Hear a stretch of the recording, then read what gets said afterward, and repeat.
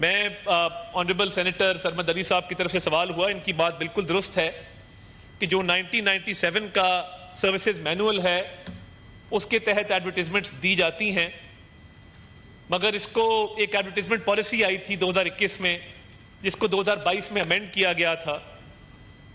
میں موجودہ حکومت کی طرف سے آپ کو یہ سٹیٹ کروں کہ فی الحال جو الیکٹرانک میڈیا کی بات کی کہ کسی زمانے میں صرف پی ٹی وی تھا اور اس کے ذریعے ہی ایڈورٹیزمنٹس ہوتی تھیں، تو الیکٹرانک میڈیا کے لیے کوئی ایسا پیمانہ نہیں ہے جس کے تحت یہ جانچا جا سکے کہ کس کو آپ نے کتنی ایڈورٹیزمنٹ دینی ہے۔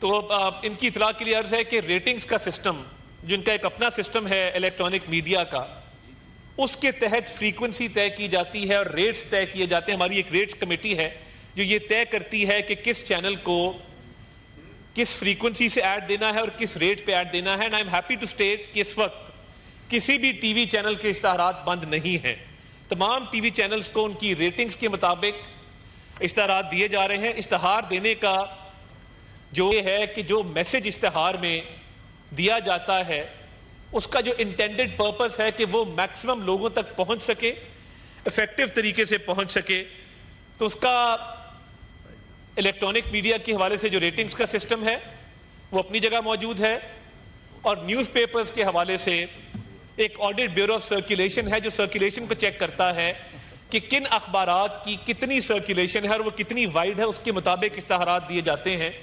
آپ کو سن کے حیرانگی ہوگی کہ پچھلے 5 سال میں اگر آپ اس کی اماؤنٹ دیکھیں تو اخبارات کو پچھلے 5 سال میں 9 ارب کی ایڈورٹیزمنٹس دی گئیں اور ٹی وی چینلز کو پچھلے 5 سال میں 6 ارب کی ایڈورٹیزمنٹس دی گئیں۔ تو یہ بھی ایک فرق ہے کہ اخبارات کو زیادہ ایڈورٹیزمنٹس ملیں۔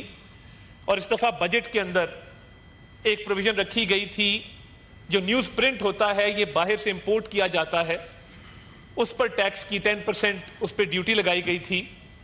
تو ہم نے آل پاکستان نیوز پیپر سوسائٹی کے مطالبے پر اور اس بات کو دیکھتے ہوئے کہ اخبارات مشکلات کا شکار ہیں، اس ڈیوٹی کو ویو آف کیا اور کوئی نیا ٹیکس اخبارات پہ نہیں لگایا گیا ہے۔ تو میں آنریبل ممبر کی اس بات سے اگری کرتا ہوں کہ پالیسی کو مزید مربوط بنانے کی ضرورت ہے، مزید مؤثر بنانے کی ضرورت ہے۔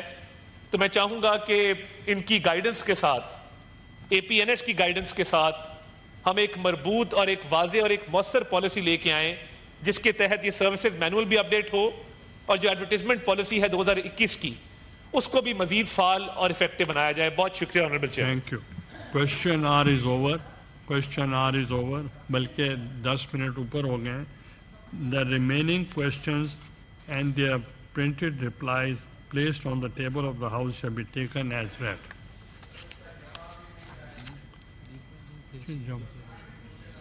یہ question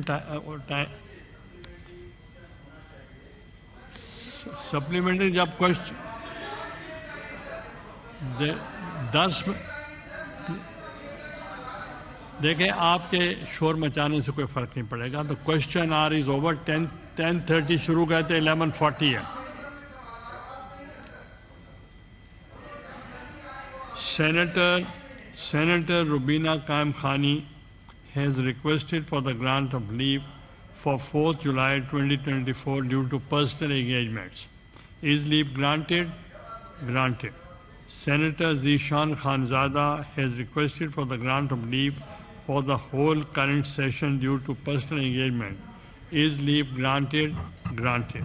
Senator Fawzia Arshad has requested for the grant of leave for 25th June 2024 during the 339th session due to personal engagement. Is leave granted? Granted. Senator Khalda Adib has requested for the grant of leave for 5th July 2024 due to personal engagement. Is leave granted? Granted. Senator Bilal Ahmed Khan Mando Khair has requested for the grant of leave for 4th to 11th July 2024 due to personal engagement. Is leave granted? Granted.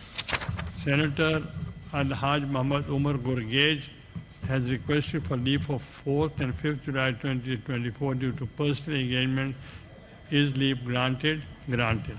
Minister for Foreign Affairs Senator Muhammad Ishaq Dar has requested for the grant of leave for 21st June during the 339th session of 4th July 2024 due to official visit abroad, if please granted, grant.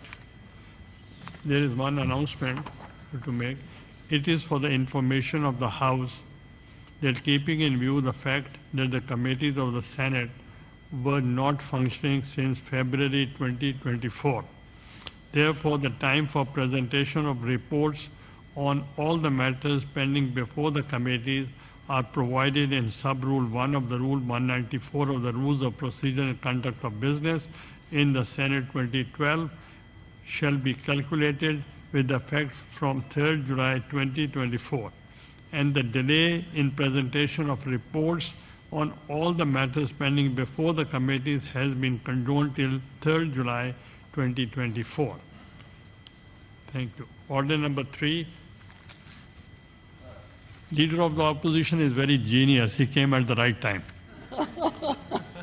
Sir, I beg to move that the bill to amend the State-Owned Enterprises Governance and Operations Act 2023, the State-Owned Enterprises Governance and Operations Amendment Bill 2024, as reported by Standing Committee, be taken into consideration at once. Is it opposed? नहीं sir, हम तो government bill है जी, कर रहे हैं. Okay. आपने अगर oppose किया है तो उस पे जनरल प्रोविजन पे आप कर सकते हैं, नॉट ऑन दैट. ये कमेटी से भी हो गया है और उसके अंदर यूनानिमसली हुआ है. दूं कि ये है क्या, ये है जी कि हमने कहा है कि जिन डायरेक्टर्स की स्टेट ओन्ड एंटरप्राइजेस में जो डायरेक्टर्स कुछ नहीं कर रहे, जिनकी एफिशिएंसी कोई नहीं है, जिन्होंने कुछ नहीं किया, मीटिंग्स में नहीं आते हैं तो इनपुट कोई नहीं है, काबिलियत में कुछ नहीं है, सिर्फ उन्हें खुश करने के लिए रखा हुआ है, तो ये रिमूवल के लिए एक तरीकाकार है जिसको वाजे किया गया है. और एफिशिएंट करने के लिए स्टेट ओन्ड जो एंटरप्राइजेज हैं उनके बोर्ड ऑफ डायरेक्टर्स को एफिशिएंट बनाने के लिए, ताकि उनका ओवरऑल असर जो है वो उस इदारे के ऊपर आए, ये कुछ तरामीम हैं जो कि गुड गवर्नेंस के हवाले से हैं.